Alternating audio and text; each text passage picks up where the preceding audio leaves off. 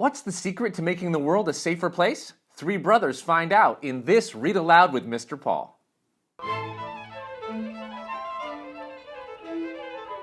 Welcome to Read Aloud with Mr. Paul. I'm so glad you could be here. Be sure to subscribe so you won't miss a single story. Today, we'll be reading The Three Little Wolves and the Big Bad Pig by Eugene Trivizas and Helen Oxenbury. Here is the design on the inside front cover. And here's our title page, The Three Little Wolves and the Big Bad Pig by Eugene Trivizas, illustrated by Helen Oxenbury. Once upon a time, there were three cuddly little wolves with soft fur and fluffy tails who lived with their mother. The first was black, the second was gray, and the third was white. One day, the mother called the three little wolves around her and said, "My children, it is time for you to go out into the world. Go and build a house for yourselves, but beware of the big bad pig." "Don't worry, Mother. We will watch out for him," said the three little wolves, and they set off. Soon they met a kangaroo who was pushing a wheelbarrow full of red and yellow bricks. "Please, will you give us some of your bricks?" asked the three little wolves. "Certainly," said the kangaroo, and she gave them lots of red and yellow bricks. So the three little wolves built themselves a house of bricks. The very next day, the big bad pig came prowling down the road and saw the house of bricks that the little wolves had built. The three little wolves were playing croquet in the garden. When they saw the big bad pig coming, they ran inside the house and locked the door. The pig knocked on the door and grunted, little wolves, let me come in." "No, no, no," said the three little wolves. "By the hair on our chinny chin chins, we will not let you in, not for all the tea leaves in our china teapot." "Then I'll huff, and I'll puff, and I'll blow your house down," said the pig. So he huffed, and he puffed, and he puffed, and he huffed, but the house didn't fall down. But the pig wasn't called big and bad for nothing. He went and fetched his sledgehammer and he knocked the house down. The three little wolves only just managed to escape before the bricks crumbled, and they were very frightened indeed. "We shall have to build a stronger house," they said. Just then they saw a beaver who was mixing concrete in a concrete mixer. "Please, will you give us some of your concrete?" asked the three little wolves. "Certainly," said the beaver. And he gave them buckets and buckets of messy, slurry concrete.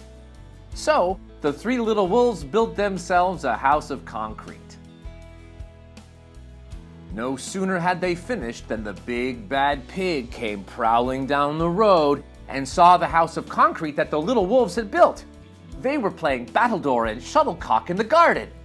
And when they saw the big bad pig coming, they ran inside their house and shut the door. The pig rang the bell and said, "Little frightened wolves, let me come in." "No, no, no," said the three little wolves. "By the hair on our chinny chin chins, we will not let you in, not for all the tea leaves in our china teapot." "Then I'll huff, and I'll puff, and I'll blow your house down," said the pig. So he huffed, and he puffed, and he puffed, and he huffed, but the house didn't fall down. But the pig wasn't called big and bad for nothing. He went and fetched his pneumatic drill and smashed the house down. The three little wolves managed to escape, but their chinny chin chins were trembling and trembling and trembling. "We shall build an even stronger house," they said, because they were very determined. Just then they saw a truck coming along the road, carrying barbed wire, iron bars, armor plates, and heavy metal padlocks.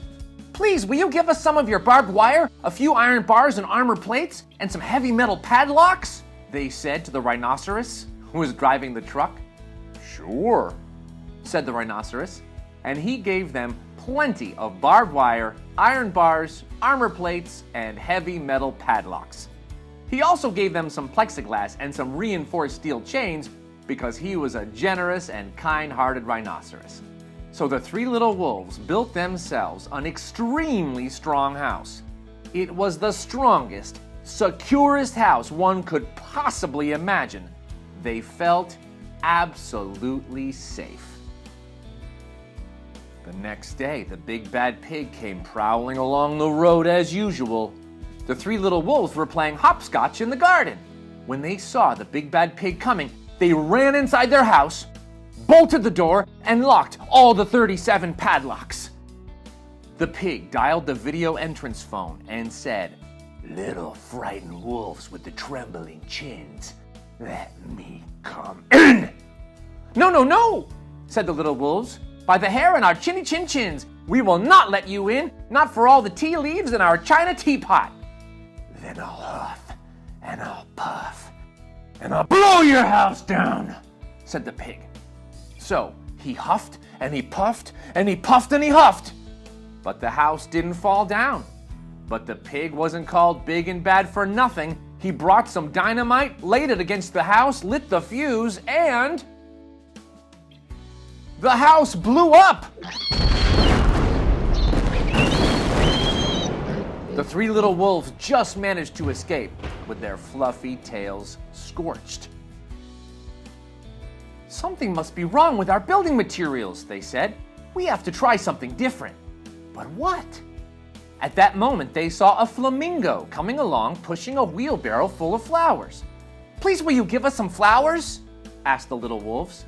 "With pleasure," said the flamingo, and he gave them lots of flowers.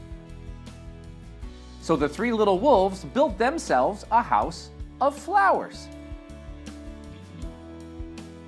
One wall was of marigolds, one of daffodils, one of pink roses, and one of cherry blossoms. The ceiling was made of sunflowers, and the floor was a carpet of daisies. They had water lilies in their bathtub and buttercups in their refrigerator. It was a rather fragile house, and it swayed in the wind, but it was very beautiful. Next day, the big bad pig came prowling down the road and saw the house of flowers that the three little wolves had built. He rang the blue bell at the door and said, "Little frightened wolves with the trembling chins and the scorched tails, let me come in." "No, no, no," said the three little wolves. "By the hair in our chinny chin chins, we will not let you in, not for all the tea leaves in our china teapot." "Then I'll huff, and I'll puff, and I'll blow your house down," said the pig.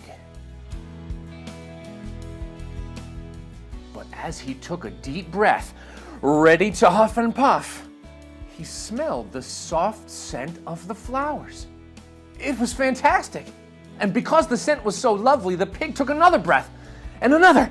Instead of huffing and puffing, he began to sniff. He sniffed deeper and deeper until he was quite filled with the fragrant scent.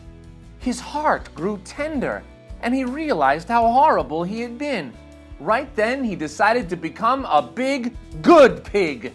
He started to sing and to dance the tarantella.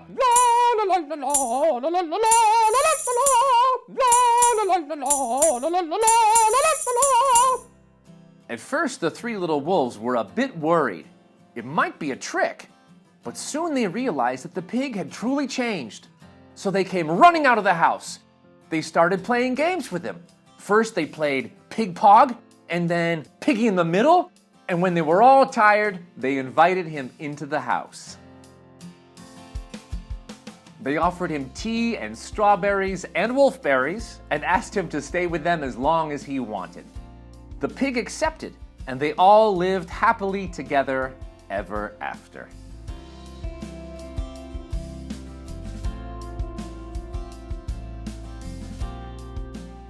Thank you so much for joining me for Read Aloud with Mr. Paul. Until next time, discover the wonder in a book.